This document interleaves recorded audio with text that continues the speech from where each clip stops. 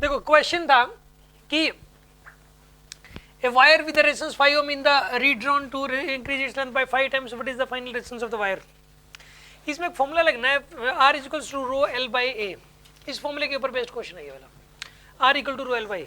किसी को ये फॉर्मूला पता है तो वो क्वेश्चन कर लेगा। इलेक्ट्रोडाइनामिक्स की पहली क्लास में ये वाला फॉर्मूला करवाया जाता है, ठीक है ना। इस क्वेश्चन में कोई दम नहीं है, ये देखने में ऐसा लगता है बट कुछ भी नहीं है इसके अंदर।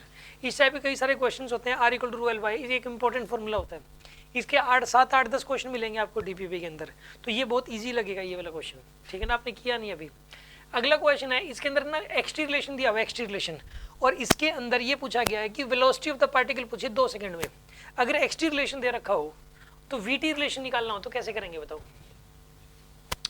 v equal to D X by D T करते हैं। v इक्वल टू डिस्प्लेसमेंट के डिफरेंशिएशन से वेलोसिटी आती है, ये एक बेसिक पॉइंट है ना। सिर्फ इसको आपको डिफरेंशिएट करना है, डिफरेंशिएट करके उसके अंदर 2 पुट करना, आंसर आ गया।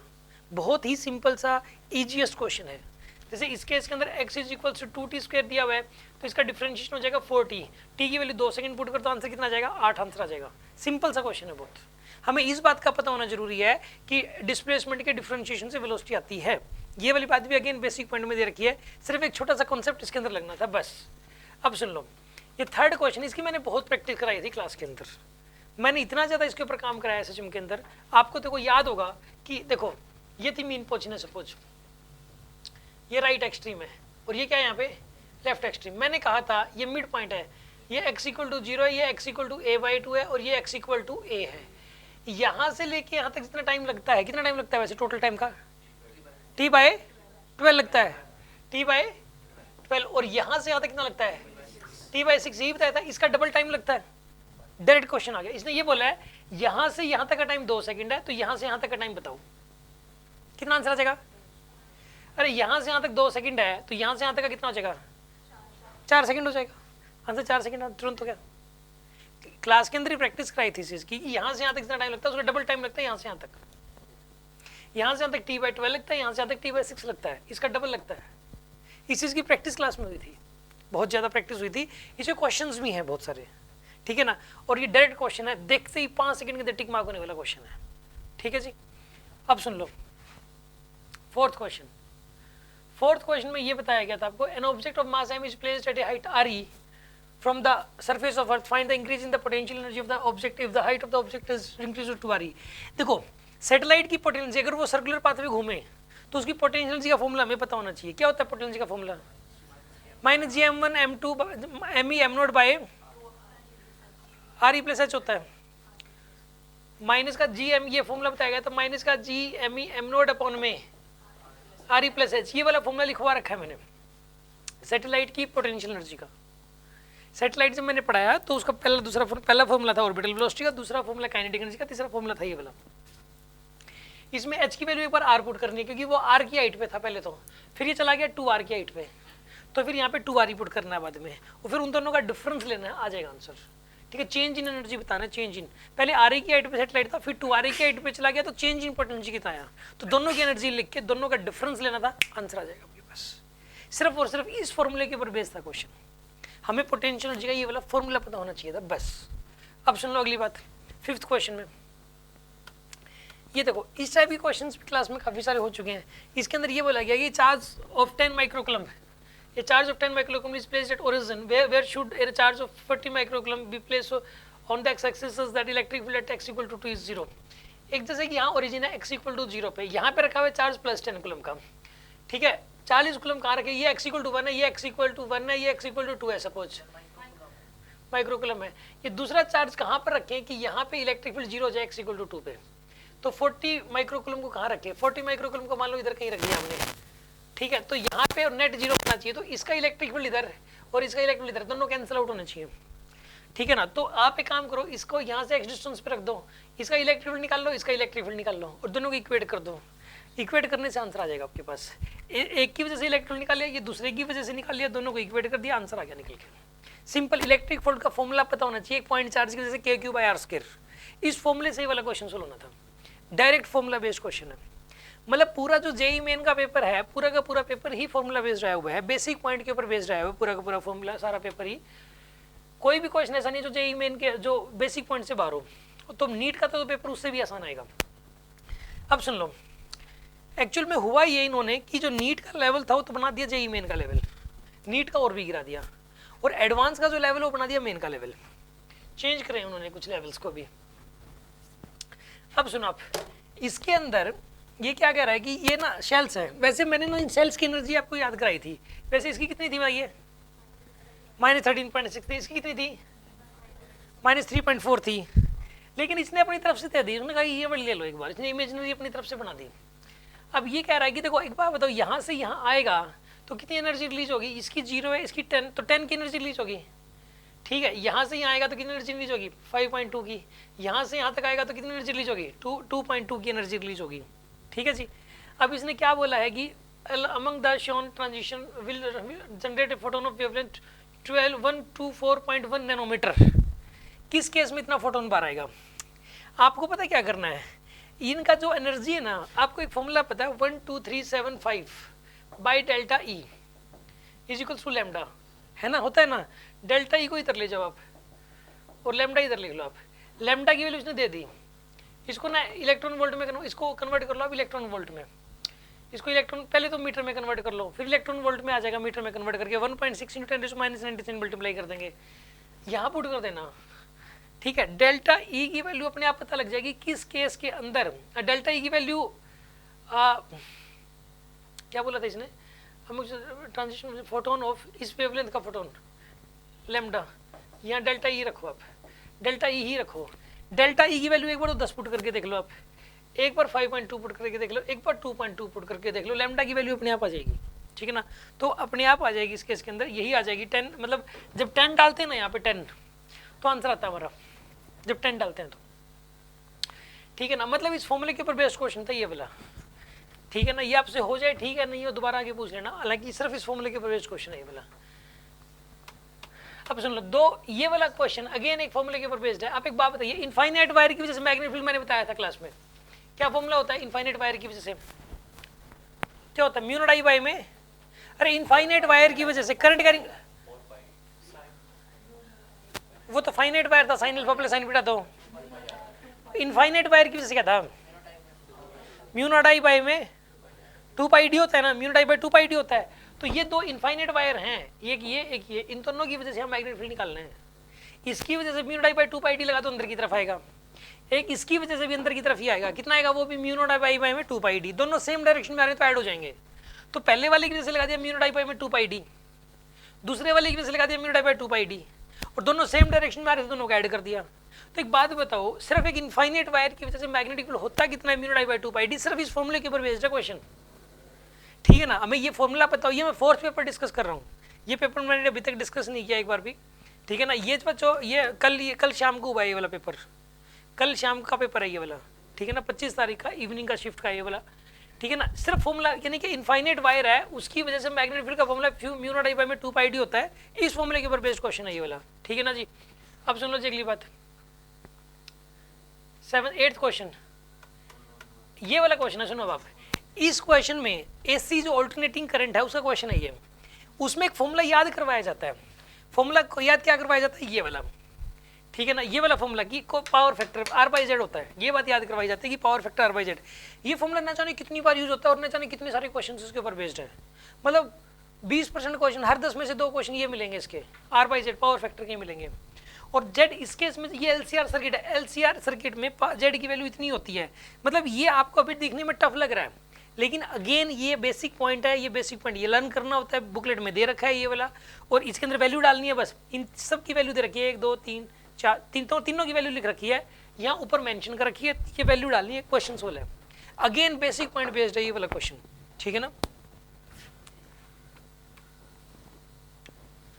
अब सुन लो आप, अब देखो मोमेंट ऑफ इनर्शिया का रेशियो बताना आपको। देखो मोमेंट ऑफ इनर्शिया आपको फॉर्मूला याद होने चाहिए, मैंने कहा था डिस्क का, फिर यहाँ पे पैरेलल एक्सिस थ्योरम लगा दोगे। डिस्क का मोमेंट ऑफ इनर्शिया कितना होता है बताओ, वो तो परपेंडिकुलर होता है, एक्सिस अगर परपेंडिकुलर हो तो, प्लेन में से पास कर रहा हो तो कितना होता है mr²/4 होता है, फिर पैरेलल एक्सिस थ्योरम से इसके अबाउट आ जाएगा, निकल जाएगा। ऐसे ही सॉलिड स्फीयर का हो जाता है, बताइए कितना होता है सॉलिड स्फीयर का, 2/5 mr² होता है, फिर पैरेलल एक्सिस थ्योरम लगा के इसके अबाउट आ जाएगा, उन दोनों का रेशियो ले लेना, आंसर आ जाएगा तुरंत।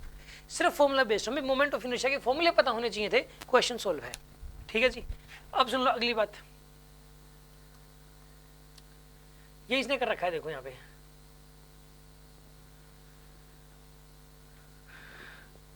अब ये प्रोजेक्ट वाला क्वेश्चन आ गया। देखो आप एक बात बताओ, इसने क्या कहा है कि एक को तो अल्फा से फेंका गया और एक को बीटा से फेंका गया।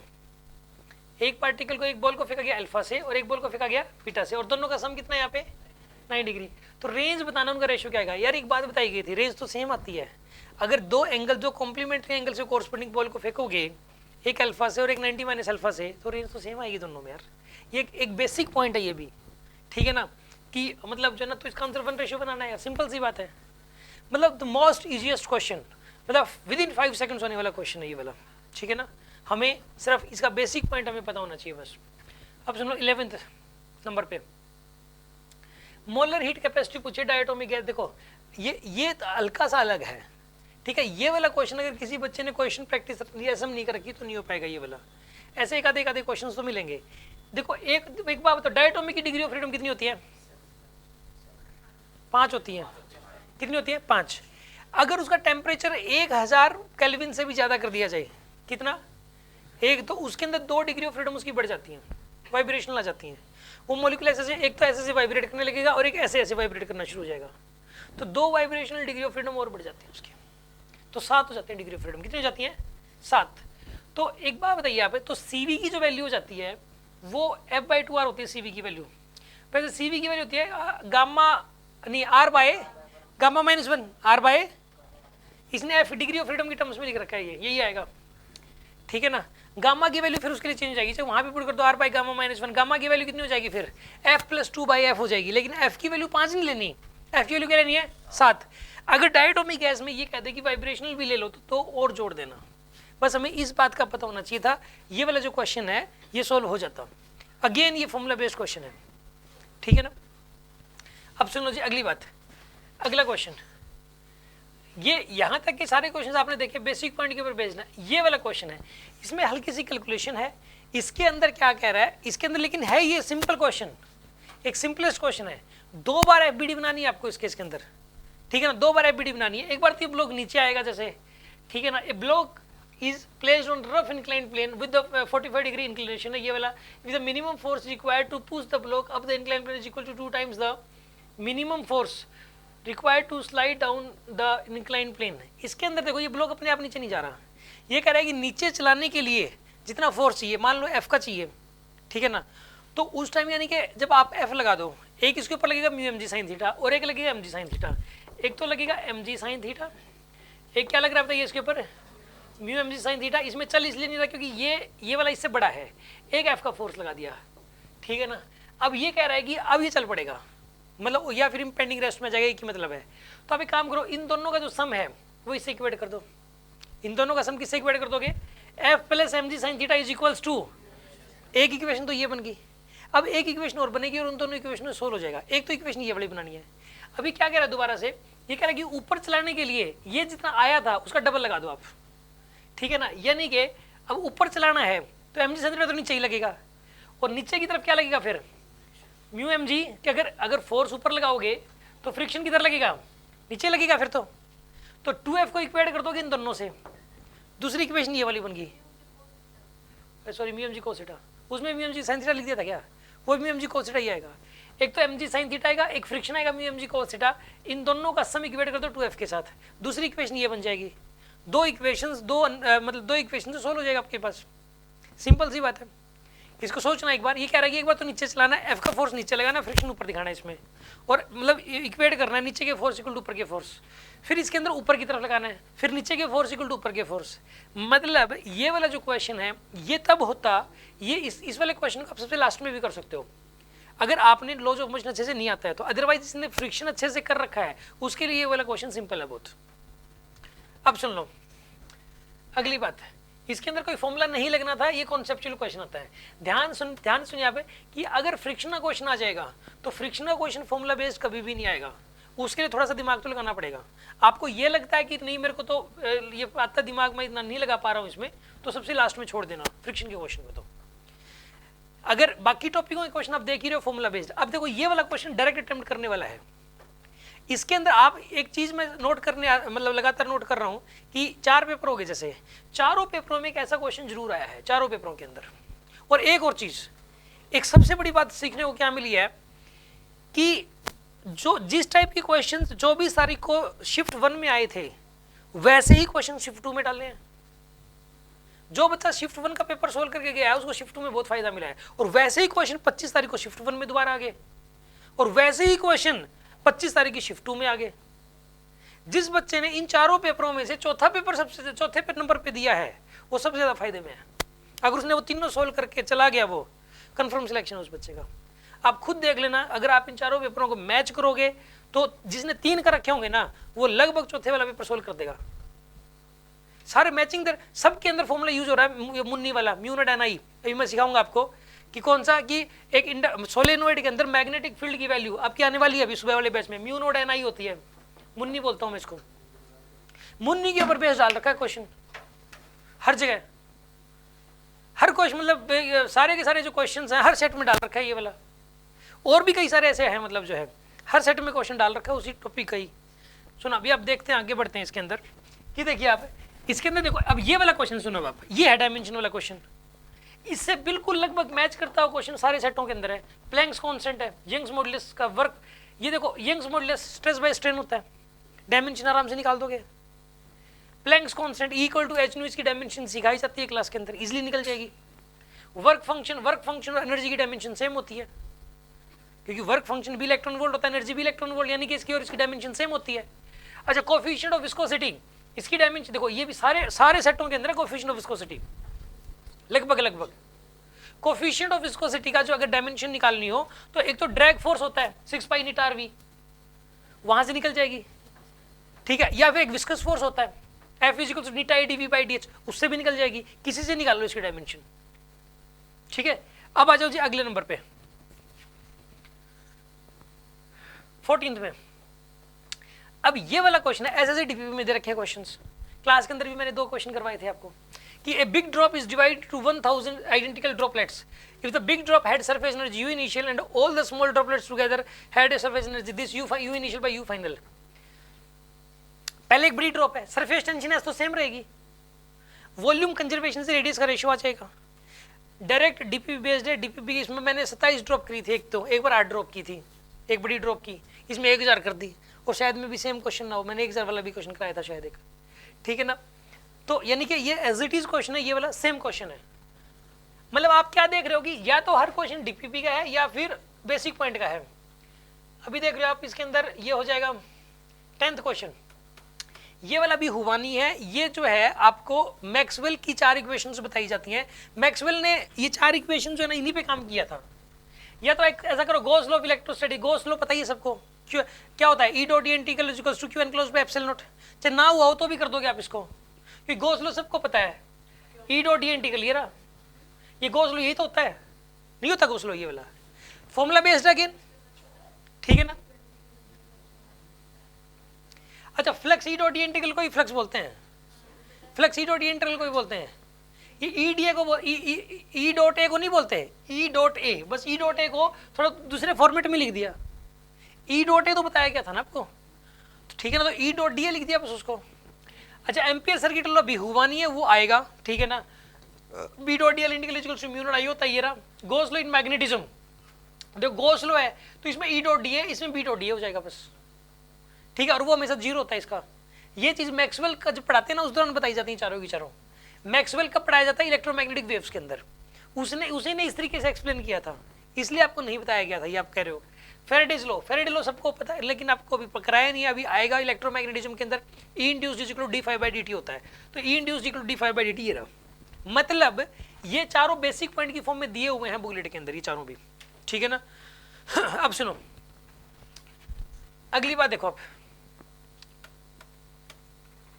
stationary nucleus breaks into 2 dotted nuclei having the velocities in the ratio 3:2. Find the radius of their nuclear sizes. सुनो आप, एक स्टेशनरी न्यूक्लियस था बड़ा सा, 2 में टूट गया जी, उनकी वेलोसिटी का रेशियो दिया हुआ है 3:2, एक की वेलोसिटी 3 और एक की क्या है 2 है।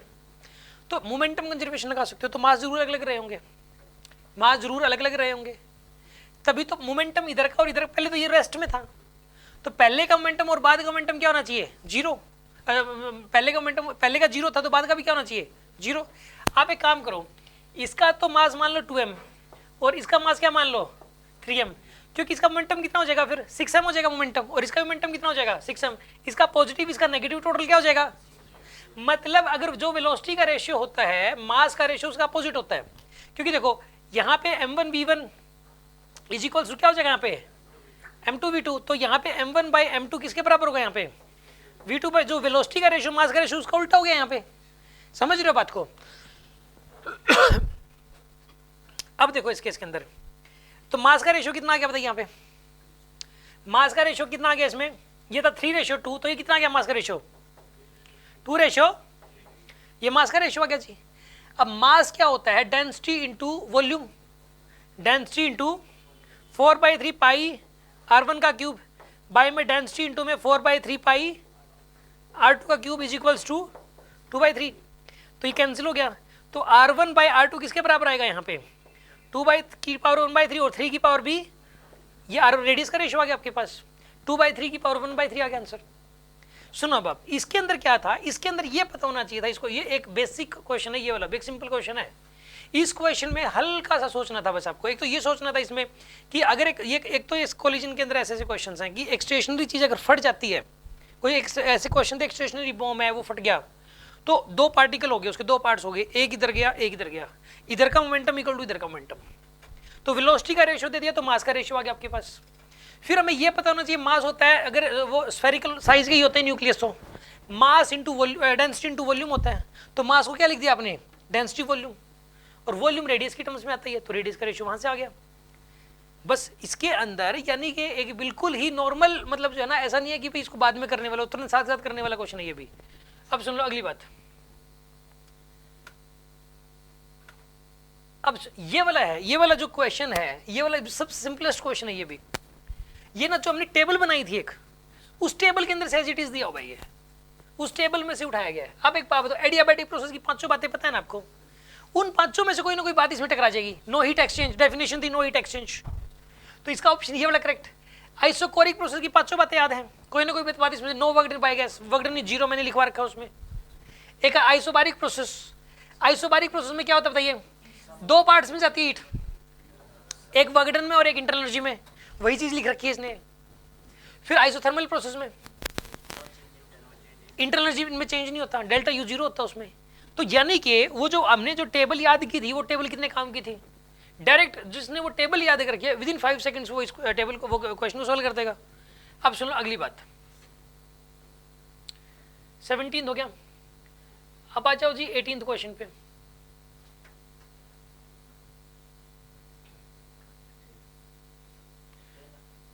कहाँ गया, ये था एडियाबैटिक वाला, कौन सा था 17th, दे नहीं रखा गया, कोई नहीं कर लेते हैं। अब इसके अंदर सुना आप, ये करंट इलेक्ट्रिसिटी का क्वेश्चन है, एक बहुत ही सिंपल क्वेश्चन है, हमने करंट इलेक्ट्रिसिटी की नहीं, लेकिन जब आप करोगे तो आपको पता लगेगा एक बहुत ही मतलब 0 लेवल का क्वेश्चन है ये वाला। इसके अंदर क्या बोला गया है सुना आप, in the circuit shown through the 4 ohm resistor, यहाँ पे 4 ohm resistor connected across A and B is 1/n ampere. आप इसकी बातों में मत जाओ, आपको सिर्फ ये देखना इसमें से करंट कितना जाएगा। इसके अंदर जो है ना क्लास के अंदर एक चीज करवाई जाती है हमेशा ही कि मतलब ये आएगा आगे एक टॉपिक है, उस टॉपिक में उस टॉपिक को करने के बाद ये बिल्कुल 0 लेवल का लगता है। ये देखो आप पहले A और B के बीच में इफेक्टिव निकाल लो, इसको इस ब्रांच को भूल जाओ, ये ब्रांच है ही नहीं। अगर ये ब्रांच नहीं है, ये बैटरी ये रेजिस्टेंस, ये बैटरी रेजिस्टेंस, इनका ना इनकी जगह E इफेक्टिव और R इफेक्टिव लिखा जा सकता है, इन 2 ब्रांचों को बदल के एक ब्रांच लगाई जा सकती है। ठीक है, कैसे लगाओगे, इसके लिए E इफेक्टिव निकालने का फॉर्मूला होता है, क्या होता है, E1/R1 प्लस में E2/R2 divided by 1/R1 plus में 1/R2, ये होता है इफेक्टिव, याद करना होता है। और एक R इफेक्टिव का फॉर्मूला होता है 1/R effective is equals to 1/R1 plus में, इसके अंदर देखो ये E1 है, ये R1 है, ये E2 है, ये R2 है, ये वैल्यू पुट कर दो यहाँ पे, एक सिंगल बैटरी और सिंगल रेजिस्टेंस आ जाएगा। फिर ये क्वेश्चन, फिर ये पता लग जाएगा कितना करंट चलेगा इसमें, तुरंत पता लग जाएगा। कैसे करके देख लो आप, E effective by R effective, इसने यही कर रखा है, ठीक है ना, ये इसने भी यही चीज कर रखी है। वैसे इसके वाला छोड़ो आप, इसके वाला छोड़ो, इसमें मेरे को डाउट लग रहा है, क्या कह रहे हो, छोड़ो इसको, छोड़ ही दो आप।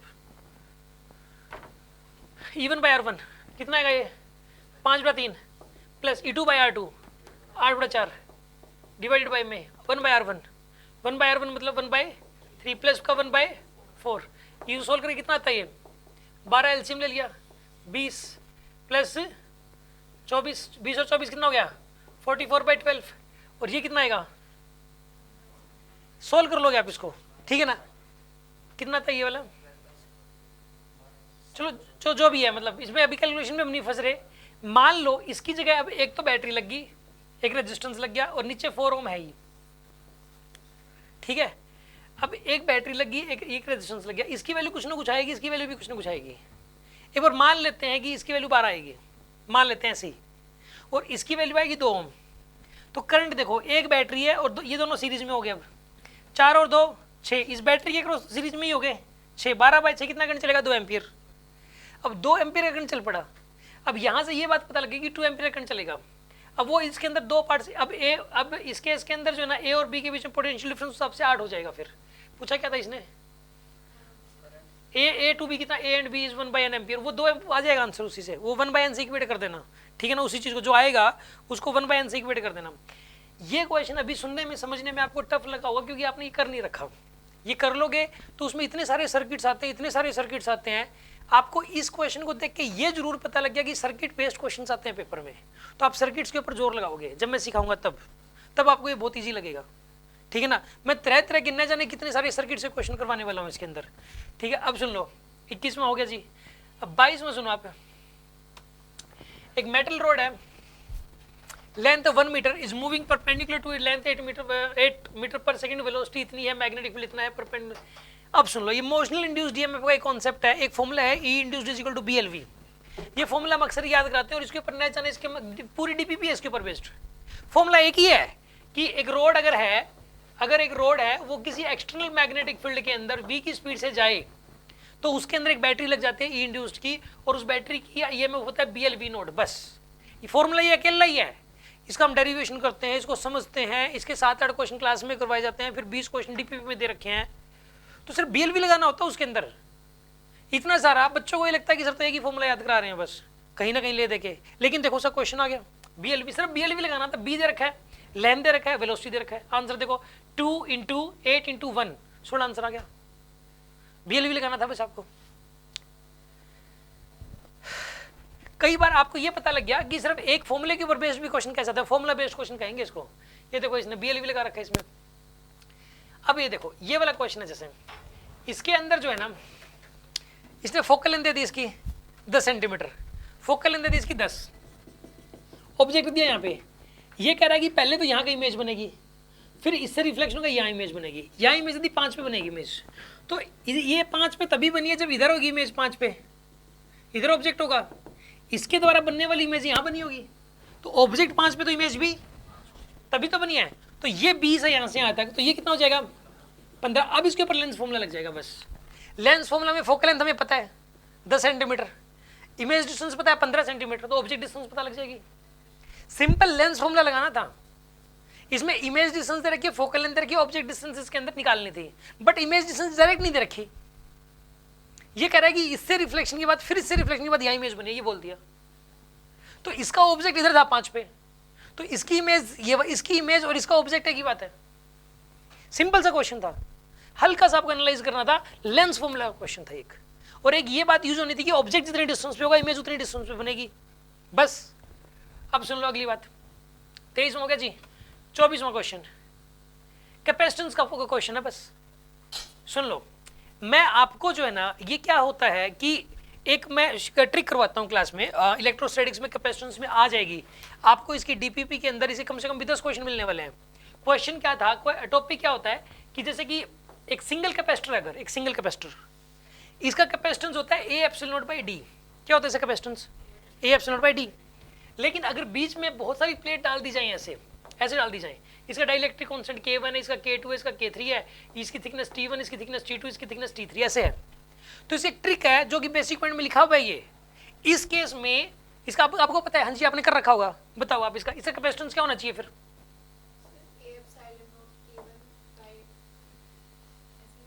हाँ बोलो आप बोल दो बस आप बोल दो एक बार बोलो आप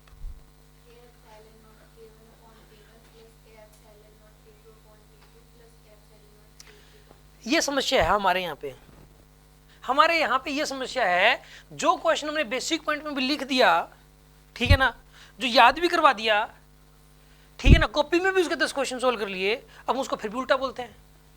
वो K1 बाई T1 नहीं होता, वो T1 बाई K1 होता है। 5-7 क्वेश्चनों में आप कंफ्यूज हो जाओगे, और 5-7 क्वेश्चनों में T1 बाई K1 का आप K1 बाई T1 कर देना। यहां पे आएगा, क्या आएगा, मैं ही भूल गया इतनी देर में करते करते, T1 by plus T2 by plus T3 by, ये आता है। आपने उल्टा बोला, सिंपल सा, ये लगाते ही क्वेश्चन सोल्व है। इसके अंदर यही करना था बस, ये नहीं करना। इसका तरीका, हम हमारे जो तरीके हैं वो सारे अलग है, इसके सोल्यूशन देखने ही नहीं आपको। इसके सोल्यूशन देख लिए फंसे के फंसे रह जाओगे। फिजिक्स रियल में टफ होती है अगर इन सोल्यूशनों के हिसाब से चला जाए तो। अब इसके अंदर क्या बोल रखा है इसमें, देखो सुनो आप, वैसे 5 था, when medium is filled with the plates in air, now metal dielectric slab डाल दी 1.5 की आधे में, और आधा अभी भी खाली है। ये वाला फॉर्मूला लगा देना, क्वेश्चन सोल्व है। इसकी हम प्रैक्टिस करेंगे, यानी कि अगेन मैं ये बताना